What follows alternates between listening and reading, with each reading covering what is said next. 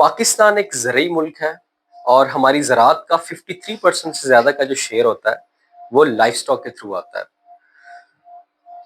Dear viewers, हमारे आबाव-ओ-अजदाद दहाइयों से, सदियों से लाइवस्टॉक का काम करते आए हैं, लेकिन उन्होंने ज़्यादातर इन चीज़ों को बड़ा हैफ़-हैज़र्डली किया है और विदाउट एनी रिकॉर्ड कीपिंग किया है और एक लेमैन के तरीके से किया है।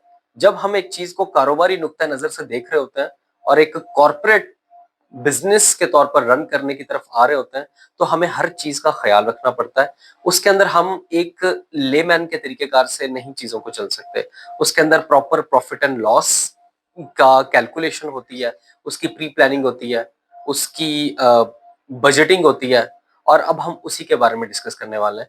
मैं हूं doctor Aqib Haseeb, feedlot veterinarian consultant, और आज से हम स्टार्ट करने वाले हैं अपनी फीडलॉट फार्मिंग की मास्टर क्लास सीरीज, जिसके अंदर स्टेप बाय स्टेप हम एक एक पहलू के ऊपर एक सैर हासिल गुफ्तगू करेंगे और उसमें आपको उन तमाम मुमकिन पहलुओं के ऊपर गौर फिक्र करके और एक डिस्कशन करके समझाएंगे कि कौन कौन सी चीज हमें किस किस मरहले पर रखनी पड़ती है और उसके मुताबिक आगे आगे हमें चलना पड़ता है। सबसे पहला स्टेप हमारे पास है फीडलॉट बजटिंग।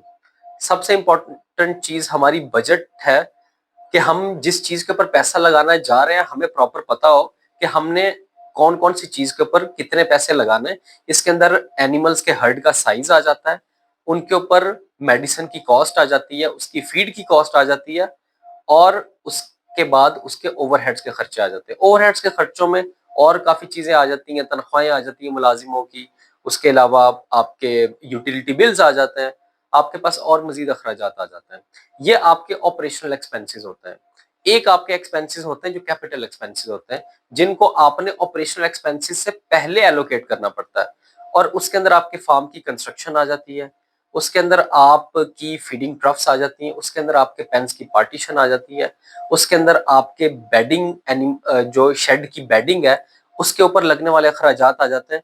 लेकिन नाजरीन, ये वो चीजें होती हैं जो आपको एक थ्रू आउट एक पर्टिकुलर टेन्योर तक रिटर्न ऑन इन्वेस्टमेंट देती रहती हैं।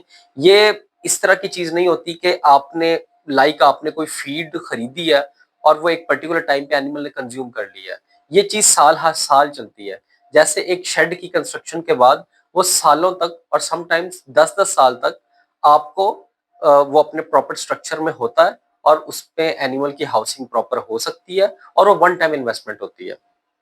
ओके, तो नेक्स्ट हम चलते हैं मार्केट रिसर्च के ऊपर। जानवरों को खरीदने से पहले हमें मार्केट रिसर्च करना बहुत जरूरी है।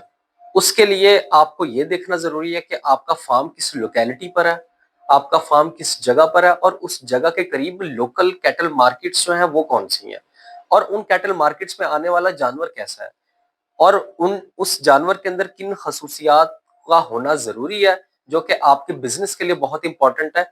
इसको हम नेक्स्ट अपनी क्लास में कवर करेंगे, लेकिन अभी के लिए जानना अहम है कि आया कि आपकी लोकेलिटी के इर्द गिर्द की जो लोकल कैटल मार्केट्स है वहां पर आपके मतलूबा एनिमल की आमदोरफ्त होती है या नहीं होती। आपकी जो एनिमल की प्रोक्योरमेंट की सिलेक्शन है वो आपकी किन लोकल मार्केट से होगी, ये चीज तय करेगी कि आपके पास जो एनिमल आपको चाहिए वो वहां पर है या नहीं है।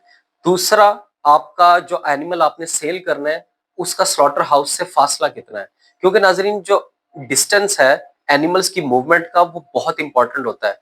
क्योंकि ये अल्टीमेटली जब आप जानवर खरीदते हैं लोकल कैटल मार्केट से, तो ये एनिमल का जो weight loss, shrinkage loss, transportational stress है, ये उस चीज के अंदर भी इंपॉर्टेंट रोल प्ले करता है जब एनिमल आपके फार्म पर पहुंचता है। और जब एक एनिमल तैयार होकर आपके स्लॉटर हाउस पर जाता है तो तब भी एनिमल जो है वो वेट की कैलकुलेशन के अंदर आपको आपको दे रहा होता है, एक डेफिसिट का मार्जिन दे रहा होता है। तो ये जो डिस्टेंस की कैलकुलेशन है ये बहुत जरूरी है। नेक्स्ट हम चलते हैं फार्म कंस्ट्रक्शन लेआउट के ऊपर। फार्म कंस्ट्रक्शन की तरफ जब हम आते हैं तो सबसे पहले जो सबसे इंपॉर्टेंट चीज है वो पानी की रवानी है और स्लोप है। आपने सबसे पहले ये चीज इंश्योर करनी है कि आप कितने एकर्स ऑफ लैंड पे या कितने रकबे के ऊपर फार्म की कंस्ट्रक्शन कर रहे हैं और वो कितने एनिमल्स के काउंट के लिए वायबल होगा। और उस तमाम एरिया के ऊपर आपने एक प्रॉपर मैप के थ्रू, एक नक्शे के थ्रू पेन्स की पार्टीशन करनी है। पेन्स की पार्टीशन किसी भी तरीके से हो सकती है और उसमें से स्लोप का इंतजाम इस तरह से रखना है कि अगर बारिश हो, क्योंकि मानसून का टाइम अभी चल रहा है और पाकिस्तान में टाइम टू टाइम बारिशों का सिलसिला होता रहता है, तो पानी कभी भी शेड के अंदर एक जगह इकट्ठा ना हो, क्योंकि ये एनिमल की कंफर्ट के लिए और एनिमल की हेल्थ के लिए बहुत ज्यादा नुकसानदेह है। ओके, स्लोप के बाद पानी की रवानी, आपका पानी का बोर इस तरह का होना चाहिए कि आपके एनिमल्स को 24/7 उनकी वाटर ड्रॉप्स के अंदर पानी मिलता रहे। सेकंड, आपके पास शेड की कंस्ट्रक्शन आ जाती है। अब उसका मटेरियल क्या होना चाहिए, उसके अंदर शेडेड एरिया कितना होना चाहिए, उसके अंदर ओपन एरिया कितना होना चाहिए, तो वो हम ऑनवर्ड डिस्कस करेंगे। अभी हम चीजों को सतही तौर पर लेकर चलते हैं। नेक्स्ट आ जाता है जो कि बहुत इंपॉर्टेंट चीज है और इसके ऊपर बहुत बड़ी एक साइंस है, वो है एनिमल की फीड रेजिमेंट की प्रिपरेशन।